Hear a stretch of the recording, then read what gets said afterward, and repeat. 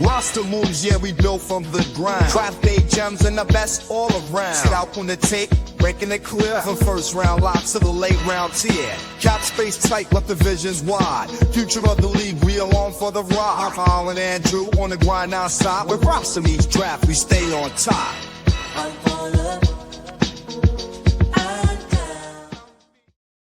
Hey, welcome back to the Draft Fellows podcast. I'm Andrew Mertig. I am flying solo once more, but don't worry, Kyle will be back very soon, and we're unlikely to have to deal with just me solo in the very, very near future as we inch ever closer to the start of the NFL season. We'll have Hard Knocks episodes. We'll have the first one out right away. When you're listening to this, we will have preseason games coming up. We obviously already had one, but the maybe more relevant preseason games coming up, and we are on to the next draft cycle, believe it or not. And so that's what I wanted to get into today. We started to sort of, at a very high level, peek into the 2026 draft prospects, mainly the quarterbacks. And what I wanted to do today was just do a little mock draft exercise.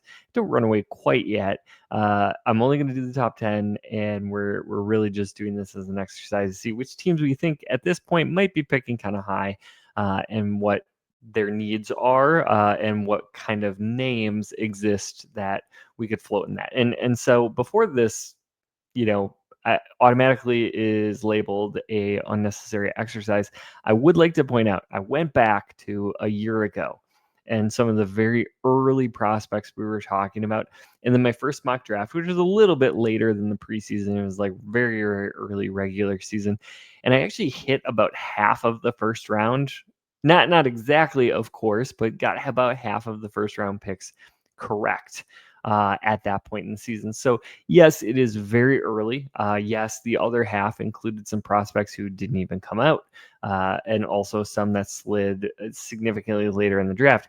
But I think it's a good exercise in starting to identify team needs and what kind of players we might be talking about. And certainly, I think, batting 50% from a prospect perspective is relatively realistic. And so we can start to at least get familiar with some of the names that we'll be talking about when we get into January, February, March, April. And so first up, I just do want to throw out the caveat that I am not picking on any particular team. I went this time, I usually use PFF, but we're going to go with the ProFootballNetwork.com mock draft tool, which is pretty cool. And we went with their draft order. So do not blame me if your team is on this list and say, we're never going to finish in the bottom 10, because I didn't choose the order. I just went with what already existed. So up first is going to be the Cleveland Browns. And so in this particular mock draft, we're going to go with quarterback Lenore Sellers of South Carolina. If you did listen to my 2026 quarterback preview, Sellers is one of the top 3 quarterbacks that I'm really excited about. I think he has a very unique skill set. And if you're the Browns and you're going to want to shoot for the moon, this is the moon quarterback. I could see him really taking a nosedive during the year if he doesn't develop in the way that he needs to. But if he does, this is a potential superstar. He is a big, physical, super athletic prospect. Nice arm. I think the accuracy is going to have to improve, especially on the move. But I think if you're going to gamble and gamble big, think of the Josh Allens of the world, Jalen Hurts. I think Sellers can fit into that kind of category if he reaches his ceiling. If not, I still think you have a pretty good prospect on your hands. And if the Browns, especially if Kevin Stefanski is back and he believes he can bring along a young quarterback, this is assuming, right? In this situation, the Browns are picking number 1 overall, so it appears that maybe the rookie quarterback situation didn't work out with Sanders and Gabriel, and so they're going to go in a different direction with a very, very high upside prospect in Lenore Sellers. The New York Jets have the second pick, and they're going to go with Arch Manning, the quarterback out of Texas. And I have said I don't know if Arch will be coming out. He has a lot to prove this year, really being the first time he's going to get the reins of the Texas football program. I think they probably would have benefited from moving him into the starting role over Quinn Ewers much sooner, but they didn't. And now Arch has a lot to prove, but a lot of opportunity in front of him as well. And I think Arch is the kind of prospect who could go back and continue his development. And I think we've seen a lot of very, veteran college quarterbacks have more success in the NFL, and maybe Arch wants to take that path. But if he gets the opportunity to come out and there's a New York team picking at number 2, this might be a little bit too attractive for him to pass up. And so in this particular situation, we're going to go with Arch Manning. Now, I was trying really hard not to go quarterbacks for the first 3 picks, but this is just the way that it fell. And the New Orleans Saints were at 3. They have a huge quarterback need. I think quarterback Cade Klubnik out of Clemson is the next best prospect. I have Sellers, Manning, Klubnik all neck and neck coming into the season. And I think Klubnik would be a really fun quarterback prospect to potentially maneuver that Kellen Moore offense. And I think he has a really good skill set.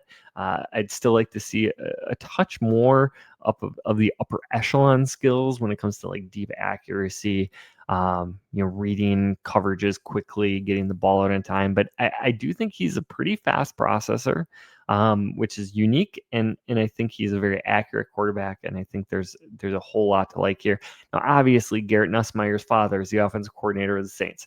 I just can't foresee a situation where that is a good idea in the NFL, to have a coach and a player who are related in the same room, and the challenges that would come with that situation, whether you need to move on from a coach at some point or whether you need to bench your quarterback at some point.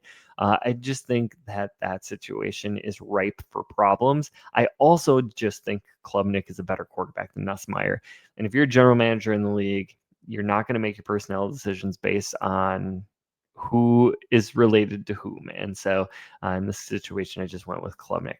And number 4, the Tennessee Titans. And obviously, they are going to want to invest in skill position players for Cam Ward and protecting Cam Ward. And so in this particular situation, I went with offensive tackle Francis Mauigoa out of Miami. Hope I said that right. Still learning pronunciations this early in the process, but he is by far, in my opinion, the best tackle prospect so far. Now, I think Caden Proctor out of Alabama is a bigger name.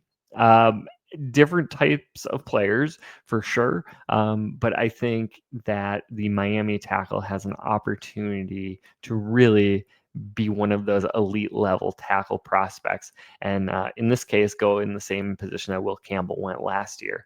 And I think this would be a really high upside pick. And the Titans actually have a pretty solid offensive line. But I think anytime you can invest in offensive tackle, when you're the future of your franchise at quarterback, you want to go ahead and do that.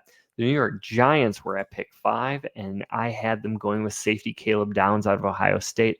I think their defense has a chance to be really, really good this year, and I would have loved to give them some sort of offensive player, specifically a quarterback. I just didn't find a fit here.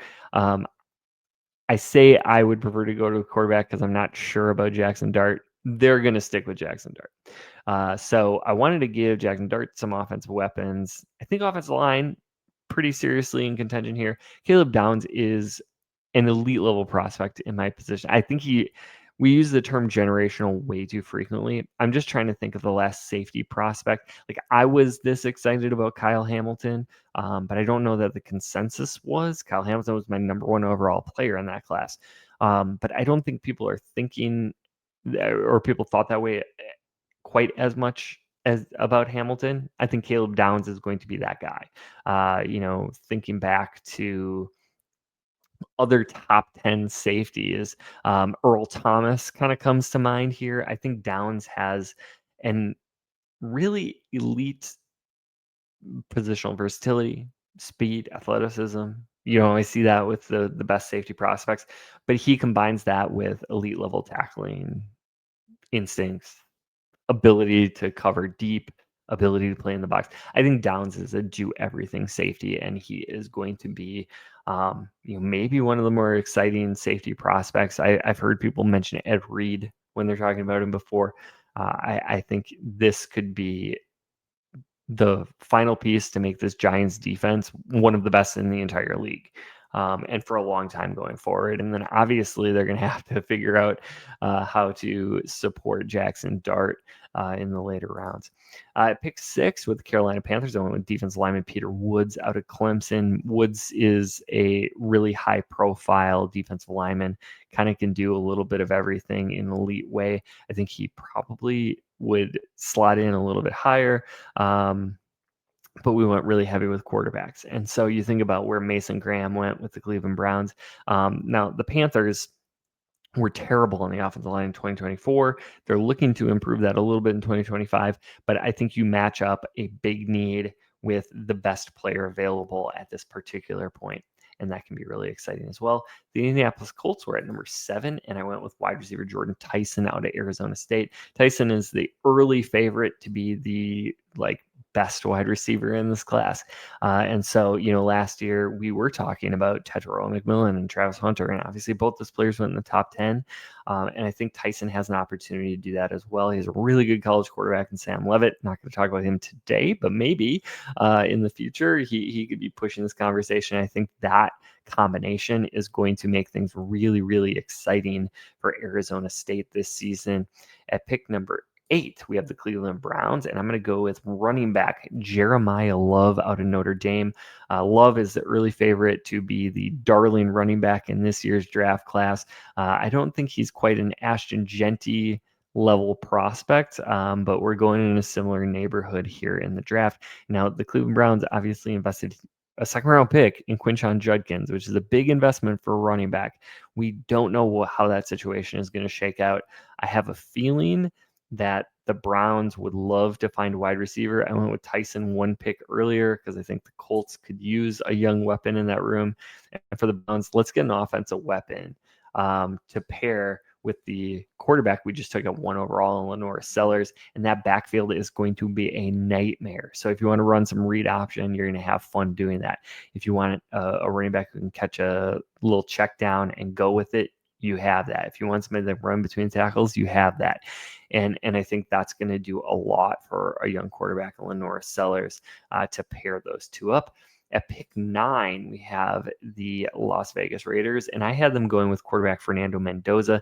He is going to play for Indiana this year. He is a transfer from Cal, and I just think he is a all-around, do really well kind of quarterback prospect. I love the intangibles. I love the footwork, the instincts, not necessarily like a howitzer level arm, but I do think he's going to be a really productive player. And so if Geno Smith doesn't work out, or you're thinking maybe we're going to need to replace this guy in a season or less, then Mendoza could be a really promising upside guy. And I think he has the ability to play himself into this top 10 conversation. Now, do 4 quarterbacks go in the top 10? I don't know. That's pretty rare, right? We saw it in 2024, but we saw 6 in the first 12 picks or whatever it was. I think this class has the potential to be pretty good, maybe not that good, but I do think Mendoza maybe gets Garrett Nussmeier, maybe we see Drew Allar out of Penn State really push his way up the board, but I do think a quarterback's going to be in play here. And honestly, the Colts could be a quarterback landing spot. We talk about the Giants, probably not with Jackson Dart, but they could be. And I think this next pick, number 10, the LA Rams, could be as well. Now, do I think the Rams are going to be picking here? Not really. But this is where Pro Football Network had the Rams draft selection. And maybe they're a little hesitant about this Stafford injury, but certainly the Rams could be looking for a quarterback. But in this particular situation, we went with edge Keldrick Falk out of Auburn. This is just a case of a best player available. I do think there's some interesting edges in this year's class. You talk about like TJ Parker out of Clemson, maybe Reuben Bain Jr. out of Miami. Danny Dennis Sutton out of Penn State. I really liked him last year as well. I think anybody could move to the top of the edge board. I just think that Falk probably is the early favorite. And is this a need for the Rams? Maybe not. But I think this would be really fun, and the Rams have had a tendency lately to be looking at the defensive line, and I think Falk would just make that unit a massive, massive headache for years to come for the Rams. So that's what I had as far as a top 10 mock draft. Feel free in the comments to tell me I'm stupid for doing this too early, or what you might agree or disagree with. All of that is totally fine. But just wanted to get some names out there early. My first official attempt at matching up some teams with some players. We're going to be doing this a little bit, but not maybe the mock draft stuff. We're going to be diving into prospects very deeply in the coming weeks. Really, really appreciate you joining me. Make sure you subscribe and like the show as we continue to discuss roster building in all of its forms and begin our preview of the 2026 draft in the coming weeks. But from the draft room to the gridiron, the Draft Fellas, we got you covered. Until next time, stay tuned and stay in the game. Yo, we break it down, strategy in the booth. Yeah, build a roster up, that's the ultimate truth. Mertig and fellows, we breaking the lies. Yo, draft day, also watch these players strive. Hey, discussing picks, we analyze every skill. NFL dreams, we got that thrill. From college to the pros, we scout them right. Tune in to Draft Fellows, we light up the night. Football fans.